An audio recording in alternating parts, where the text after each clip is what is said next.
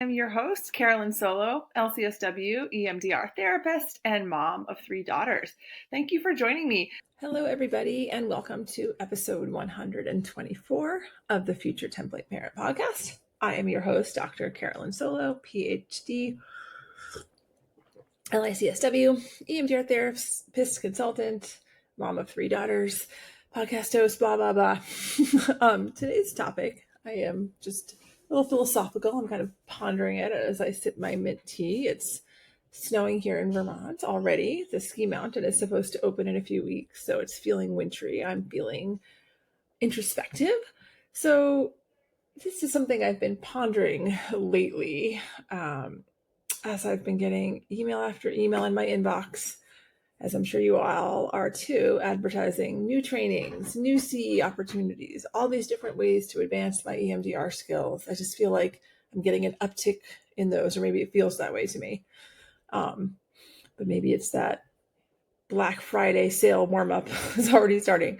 I just feel like I'm getting all these emails about this and all these, up level your skills, all this stuff. And while this is all exciting, when I do get these emails, I have been noticing more lately that I find parts of myself getting very activated when I get these, like sort of that I'm not good enough part, right? Like that part that whispers to me, you're not enough as an EMDR therapist if you don't do all the things, right?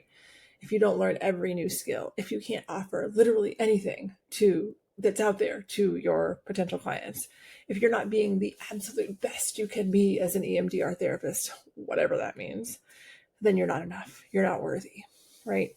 So obviously some core wounds getting activated by something that simple. Maybe it's not that simple. But I also think that, the way marketing works is intended to make us feel these things. So it's working on me, but I am aware enough of some of my parts that I can notice when that's happening. But yeah, so I'm feeling this. It makes me wonder if any of you are having similar experiences. And I'm here to tell you that if you are having these experiences, you are enough. You are enough as an EMDR therapist, and you're enough as an EMDR intensive therapist. So let me just get a little bit more detailed. Lately, over the past few years, I've been diving deep into learning more about IFS-informed EMDR. Been sort of dabbling in it for years, but I've gotten more and more interested in it, I would say, in the past couple of years. Before learning more about IFS, I had done a lot of training in ego stage therapy, which I really love, sort of more broad-based ego stage therapy, not the specific model of IFS. And my interest in IFS kind of was piqued after learning a lot about ego states and sort of seeing IFS as a version of ego stage therapy. So I've been paying more attention to it because of that. And IFS continues to grow in popularity and seems to be on the lips of therapists and potential clients everywhere. I think I first heard about it when I was doing my basic training, and one of the consultants in my basic training was also trained in IFS, so she talked about that some. So that's when I first heard about IFS and EMDR kind of in that context together. When I first trained in EMDR, though, EMDR itself felt so new and overwhelming. So I needed to spend, a good 2 years getting really grounded and competent in EMDR. And I kind of had the same thing where I was worried I wasn't good enough to be an EMDR therapist, period. So I did a bunch of trainings. And getting certified helped a lot. I really focused a lot on ego states therapy and ego states preparation techniques for working with complex trauma and EMDR. And I really feel like that is my home, the sort of broader ego states world. But, I kept hearing more and more about IFS and IFS in conjunction with EMDR. So a couple of years ago, maybe 3 years ago now, I took my first 3 CE course from the Syzygy Institute on IFS-informed EMDR. I'm sure lots of you have heard of the Syzygy Institute, one of the big IFS and EMDR training groups out there about the fusion of the two. But this episode is not about what is IFS-informed EMDR or how to practice IFS-informed EMDR. although I do talk about that a bit in my coaching programs. I have a lesson in one of the modules in my coaching program on IFS informed EMDR. It just touches the surface, of course. It's a very broad intro because there's so much to learn. It's like a 30-40 minute lesson. There's only so much you can cover in there. And honestly, the lesson is very dense and probably needs to be divided up into more, but it's an intro. But that's not what this episode is about. What this episode is about is that feeling. And I will say that I'm feeling it with my current interest in IFS informed EMDR, and it's being activated even more by all these additional emails from every IFS informed EMDR training institute out there that are landing in my inbox. It's that feeling that we should always be doing more, always be learning more, always becoming an expert in a new modality or application or clinical tool. I mean, IFS is an entire therapeutic modality. It's not just like EMDR, right? It's not just something you do like a 2-hour training on. You're like, oh, here's this cool new little thing that I know how to do, right? It's a big deal. But, so it's a massive investment of time and money and energy if that were something I really wanted to pursue. But every time an IFS oriented training like comes across my field of vision, whether literally across my field of vision or figuratively, whether it's in an email, an Instagram ad, a PES emailing, or maybe hearing a colleague whom I respect talk about it, then I'm like, oh, I should be doing this too. I get that same feeling in my stomach, right? That I need to know more. I don't know enough about this yet to be implementing any of these techniques. Who am I to tell other therapists about this when I talk about it in my group program? I need to be in this training that I'm reading about. I need to get into the IFS lottery so I can get certified. I have no right to use any of these skills if I'm not an official IFS therapist. I'm a fraud, I'm a fraud, I'm a fraud, that voice, right?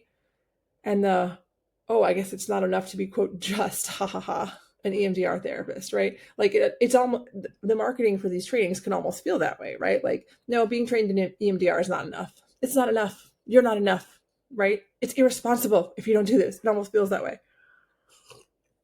That's how the marketing works. And I'm not saying it isn't helpful and incredibly expansive and wonderful, but like EMDR does work on its own too. So just putting that out there. But that marketing can make me feel like I'm doing a disservice to my clients if I don't get trained in this. Like I'm being a bad therapist if I don't do this.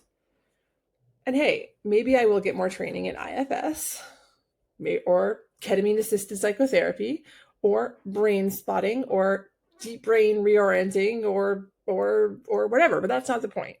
My point for today's episode is this training hamster wheel feeling can be really damaging. This feeling of not enoughness, it is damaging to who we are as clinicians, okay? And it's not true. It's not a truth. It is a way. It is not the only way, right?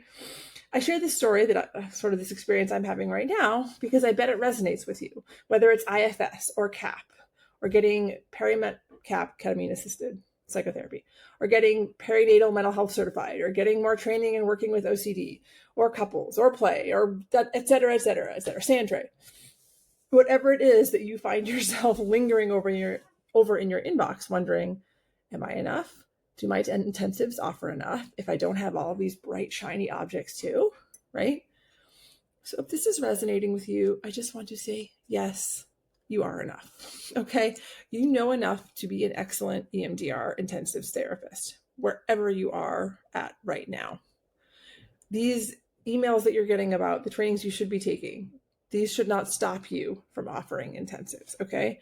Can we become better, more skilled? We always can. I think that if we sign up for an additional training, it should be because we really feel called to do so, not from a place of like, if I don't do this, I'm bad or I'm wrong or I'm not good enough, right? I think it can be, and that's what the marketing for any training really harps on, is that like, you're not good enough if you don't do this.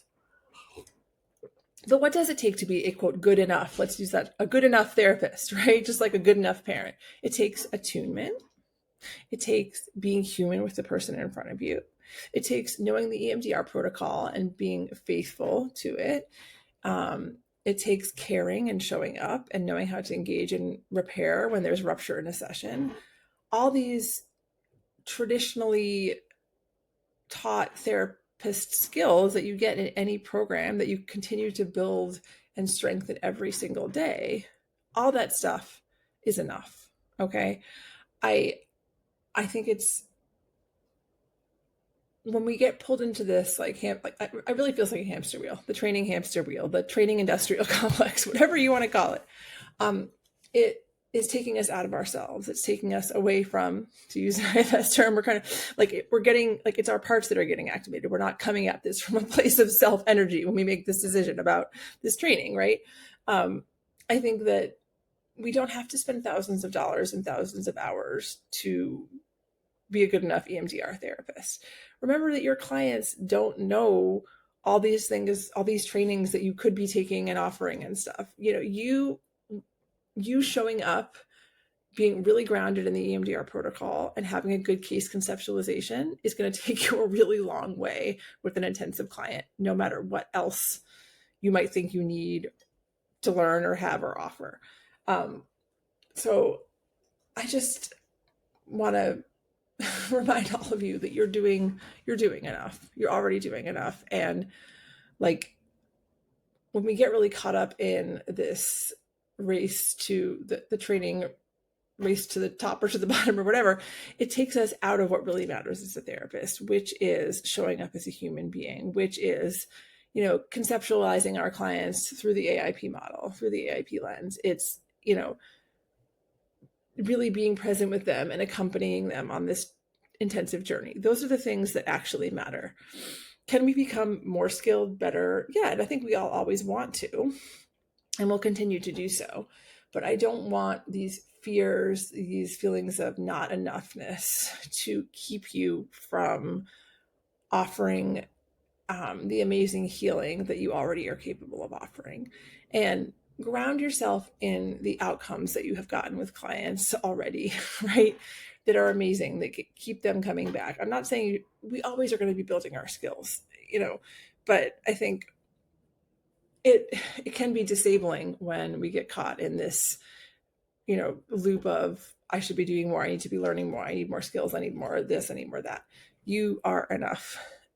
I realize this is a short episode. It's a little rambly. It's a little just me saying you are enough over and over again, but it's just something that's been on my mind. And I thought that, you know, it's something that might resonate with you. And I also want to say that, like, the thing that makes you an incredible EMDR therapist is that you are you, right? That the healing that you can offer is unique and is not replicable by anybody else because it is you that is offering it. So being your authentic self and having that come through in how you market yourself and how you show up clinically and how you, you know, how you embody being a therapist, that's what clients are really being healed by. EMDR is a mechanism through which we channel like that humanity that we have, that we can offer to our clients, right? It's one way to harness our healing power in a structured way and kind of funnel it to the other person. It keeps us structured and grounded as we move through a process, right? But it's the human being meeting another human being that is the actual healing component of therapy. So I just wanted to put that out there because it's been on my heart. So thanks for listening to a very short and kind of rambly episode. But I just, you know, I opened my inbox and had 3 new IFS informed EMDR training emails in there, and I almost wanted to like scream and slam my computer shut. So it's just, when I have an experience like that and something that feels like, you know, I'm feeling something strongly in the world of being a therapist, I always think maybe this is something I could share a little bit about with the podcast community because some of you might be feeling this as well. So you are enough. I would say, you know, find those trainings that really light you up and excite you. And if you keep coming back to a certain area over and over again, that's maybe the one you put some energy towards, but you cannot, do not need to do them all, to do all the things, right? You know, there are people out there who are incredible therapists who will never practice anything that is close to EMDR. And that's okay. That doesn't mean they shouldn't be therapists, but it can feel that extreme at times, right? Like, oh my God, if I'm not trained in IFS, then should I even be saying that I'm an EMDR therapist? You know, deep down, of course, in our heart of hearts, we know that that's silly, but it can feel that way sometimes. So if you're in that headspace, I see you, I hear you, I'm in that place too right now. I need to take a step back and just remind myself of what actually makes a good EMDR intensive therapist. And it's not, training after training after training. It's finding out who we really are as therapists, what really resonates with us, and how, and showing up authentically for our clients. That's what actually gets us up somewhere, gets them somewhere, gets us somewhere. So thank you all for listening. A little bit of rambling today, but I hope that resonated with some of you. And take good care, everyone. Have a great week. Bye-bye.